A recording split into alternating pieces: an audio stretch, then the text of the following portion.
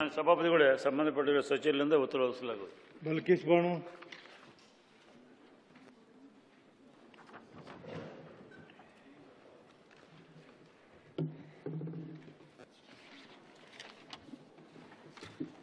ಶೂನ್ಯ ವೇಳೆಯಲ್ಲಿ ಸಾರ್ವಜನಿಕ ಮಹತ್ವದ ಪ್ರಶ್ನೆಯನ್ನು ಪ್ರಸ್ತಾಪಿಸಲು ಅವಕಾಶಕ್ಕೆ ಧನ್ಯವಾದಗಳು ಸಭಾಪತಿಯವರೇ.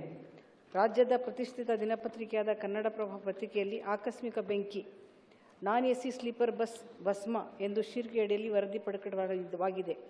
ಬೆಂಗಳೂರಿನ ಅನ್ನಪೂರ್ಣ ಟ್ರಾವೆಲ್ಸ್ ಸಂಸ್ಥೆಗೆ ಸೇರಿದ ನಾನ್ ಎಸಿ ಸ್ಲೀಪರ್ ಬಸ್ ಹೊಸನಗರ ತಾಲೂಕಿನ ನಿಟ್ಟೂರಿನಿಂದ ಹೊರಟು ಹೊಸನಗರ ರಿಪ್ಪನ್ಪೇಟೆ ಮೂಲಕ ಶಿವಮೊಗ್ಗದತ್ತ ಬರುವಾಗ ಅರಸಾಳು ಸೂಡೂರು ಬಳಿಯ 9ನೇ ಮೈಲುಗಲ್ಲಿನಲ್ಲಿ ಮಾರ್ಗದಲ್ಲಿ ಕಾಡಿನ ಮಧ್ಯೆ ಬೆಂಕಿ ಕಾಣಿಸಿಕೊಂಡಿದೆ. ಬಸ್ನಲ್ಲಿ 36 ಮಂದಿ ಪ್ರಯಾಣಿಕರು ಇದ್ದು, ಆರಂಭದಲ್ಲಿ ಬಸ್ನಲ್ಲಿ ತಾಂತ್ರಿಕ ದೋಷದಿಂದ ಹೊಗೆ ಕಾಣಿಸಿಕೊಂಡಿತ್ತು. ಚಾಲಕನ ನಿಯಂತ್ರಣ ತಪ್ಪಿ ರಸ್ತೆ ಪಕ್ಕದ ಮರಕ್ಕೆ ಡಿಕ್ಕಿಯಾಗಿ ನಿಂತಿದೆ. ನಂತರ ಬೆಂಕಿ ಹತ್ತಿಕೊಂಡಿದ್ದು, ತಕ್ಷಣ ಪ್ರಯಾಣಿಕರನ್ನು ಕೆಳಗೆ ಇಳಿಸಲಾಗಿದೆ. ಬಸ್ಸಿನಲ್ಲಿ ಕಾಣಿಸಿಕೊಂಡ ಬೆಂಕಿ ಅವಘಡದಲ್ಲಿ 10 ಜನರಿಗೆ ತೀವ್ರ ಗಾಯಗಳಾಗಿವೆ. ಇನ್ನುಳಿದ ಪ್ರಯಾಣಿಕರಿಗೆ ಸಣ್ಣ ಪುಟ್ಟ ಗಾಯಗಳಾಗಿವೆ. ಕೆಲವರನ್ನು ಶಿವಮೊಗ್ಗದ ಮೆಗನ್ ಆಸ್ಪತ್ರೆಗೆ, ಇನ್ನೂ ಕೆಲವರು ಪ್ರಯಾಣಿಕರನ್ನು ರಿಪ್ಪನ್ಪೇಟೆಯ ಆಸ್ಪತ್ರೆಗೆ ದಾಖಲಿಸಲಾಗಿದೆ. ಪ್ರಾಥಮಿಕ ತನಿಖೆ ಪ್ರಕಾರ ಬಸ್ನಲ್ಲಿ ಸಂಭವಿಸಿದ ಶಾರ್ಟ್ ಸರ್ಕ್ಯೂಟ್ನಿಂದ ಚಾಲಕನ ಆಸನದ ಹಿಂಬದಿಯಲ್ಲಿ ಅಳವಡಿಸಲಾಗಿದ್ದ ಇಸಿಎಂ ಬೋರ್ಡ್ ಏಕಾಏಕಿ ಸ್ಫೋಟಗೊಂಡಿದೆ.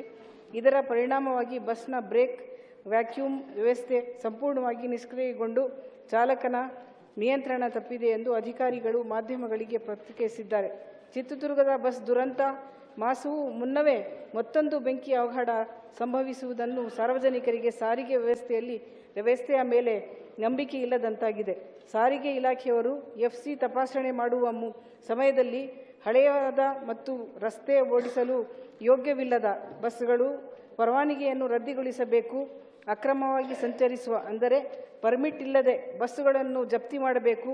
ಪ್ರತಿಯೊಂದು ಖಾಸಗಿ ಬಸ್ಗಳಲ್ಲಿ ಸ್ಪೀಡ್ ಗವರ್ನರ್ ಅಳವಡಿಸಬಹುದನ್ನು ಖಚಿತಪಡಿಸಿಕೊಳ್ಳಬೇಕು ಮತ್ತು ವೇಗದ ಮಿತಿಯನ್ನು ಮೀರಿದವರ ಮೇಲೆ ಕಠಿಣ ದಂಡ ವಿಧಿಸಬೇಕು.